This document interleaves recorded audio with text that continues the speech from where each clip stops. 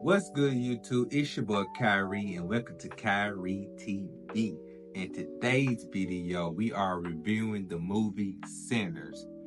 It's directed and written by Ryan Coogler, and it stars Michael B. Jordan, Hailee Steinfield, and in his very first role, Miles Caton. In this supernatural horror, trying to leave their troubled lives behind, twin brothers return to their hometown to start again, only to discover that an even greater evil is waiting to welcome them back. Y'all, I had a ball with this movie. This movie is already the #1 movie of the year for me. This movie was so goddamn good, y'all. We gonna go through the good, bad, and the /other, but just off the rip, this movie was awesome. This movie was great. Favorite movie of the year so far. Who knows what can top this? I guarantee this movie is gonna be at least the top 3 movies of the year for me. Like, I'm ready to go see this shit again. Like, this was such a good ass movie. But let's stick to the script. The good. Michael B. Jordan acting was, I expected for him to bring his A game. Like, there was no doubt about it. He was gonna do good. My only concern was, did his portrayal of the twins separately work?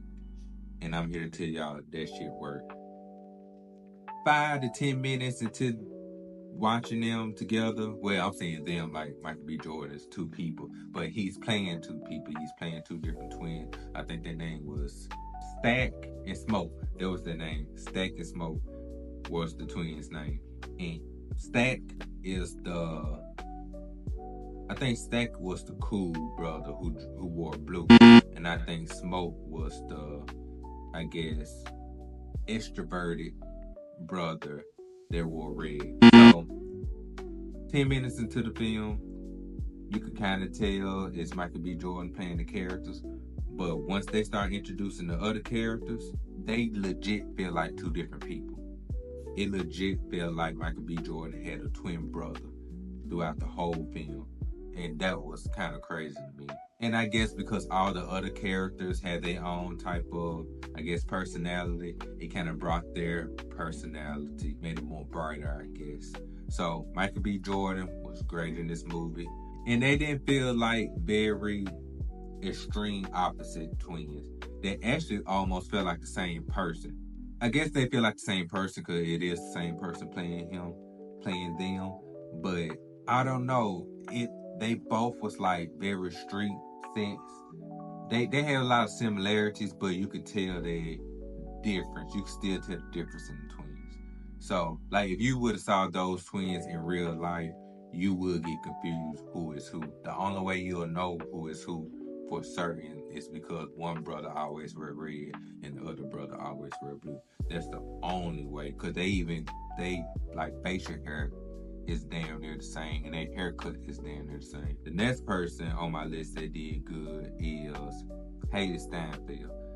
She's supposed to be playing a biracial girl in this movie, and it worked. It definitely worked. Her southern accent worked. I hate that they spoil something about her, which I'm not gonna spoil in this video, and I'm gonna try to give very, very, very, very few spoilers, because there are spoilers in this movie. Maybe 2 good spoilers in this movie. But anyway, Hailee Steinfield. I hate that they spoil what happens to her in the movie, but there's still nuances to that. That's all I'm gonna say about that part. She almost sounded black sometimes, especially when she get the cursing. I know that's gonna sound a little weird, but there were times where I could see her being a biracial girl who was raised primarily by her white mother. That's the best way I could describe her. And she was sexy as hell in this movie. I ain't gonna lie. I know her from being in Hawkeye. She plays, what's her name? She plays her in Hawkeye in the Disney Marvel show. So seeing her in this light, it's not weird, but I think I prefer this side of Hailee Steinfield. That's all I'm gonna say about that. But one of the standout characters or standout actor throughout this whole movie is Miles Caton. This is his very, very, very first acting gig, and he crushed it. He killed it. He got like a very deep voice, but he got like a baby face, so it kind of was a little off-putting at first, but you get used to it pretty early on. Cause he's like, I think he's 21 in this movie. Cause they keep saying he could drink now, and I think his name was like Lil Sammy in this movie. But he did a great job, especially with all them A-list stars surrounding him. He held his own. He's the heart and soul of the movie. You would think Michael B. Jordan is the main character because they promoting him because he's the bigger star, but the movie is centered around this dude's character. And I'm glad they did it that way versus centered around the brothers. The brothers is almost like a supporting character to his life. But the one person that was my absolutely favorite, that motherfucking Delroy Lindo. This motherfucker needs to be nominated to be the best supporting male actor. He was my favorite character throughout the whole movie. Everybody else did great with the story, but his character, he was definitely the comedic relief throughout the whole movie, but it felt natural. He's almost like your uncle to a degree. He felt like your great uncle, your grandma's brother, or just fun, just full of energy. He stole every scene to me. Only thing I didn't like about his character, there's something at the end with him that I didn't like. Once y'all see it, just know that's the part I didn't like. The very end with him. That's all I'm gonna say. The other side characters, the only ones I can think of out the top of my head is the Asian couple. They did so good with their dialogue and their southern accent to the point I wouldn't be surprised if they're really from like Georgia or Mississippi or Alabama. They sounded so natural. It's wild to me. I mean, it may not be wild to y'all because y'all probably watch a lot of Asian actresses and actors play these type of roles, I guess. I don't know, but this is my first time seeing great acting from these two. Another person that stood out was Stack's Love Ventures. The girl from, her name is Wanmi Mosaku. She played in Lovecraft Country. She was in Deadpool and Wolverine. Well, she was in Loki. But that actress, she did an amazing job. She was the witch voodoo lady who explains the vampire lore to the people who didn't know at the time. Oh, this is a vampire movie, by the way. Probably shouldn't have been said that. To me, it feels like a Black Southern movie, and they just added vampires to it. Let's go ahead and get to the vampires. Of course, this is a vampire movie. Even though the first half of the movie doesn't feel like a vampire movie, it just feels like a day in the life of the twin brothers and their cousin, who's Lil Sammy, who's the main character. It feels like it's a movie about them and their come up with getting this club up and running, and Lil Sammy playing music and getting his, I guess, music career up and running. So that's like the first half of the movie, and the second half of the movie is the vampires. And once the vampires come in, that's when the movie turns more horror. It's not like a jump scare movie, it's just more like a vampire. This is like a regular vampire movie. So the vampire, the three vampires, even the main leader, he was good. He was an Irish vampire. The prosthetics of the vampire was good. Even the vampire teeth, it didn't hinder their speech like most vampire teeth movies do. I mean, it hindered their speech a little bit, but I guess their southern accent kind of, it worked with their southern accent. And the dialogue in this movie was perfect. Everybody sounded like they was from the South. It didn't sound forced, especially with the white people. Sounds like true Mississippians. The banter between the cousin and the twins, their back and forth was amazing. Their Delroy character back and forth was amazing. Even the women in there, Hailee Steinfield, the African name lady. This movie was just great, y'all. I'm telling y'all, it felt black with the dialogue. I put location Mississippi because I'm from Mississippi, and it felt like at least for the first half, felt like they truly was in Mississippi. It felt like the old people that I know back home. I just felt that vibe. I felt that southern vibe that only Mississippi can provide. The music was a character itself in this movie. Everything kind of centered around music.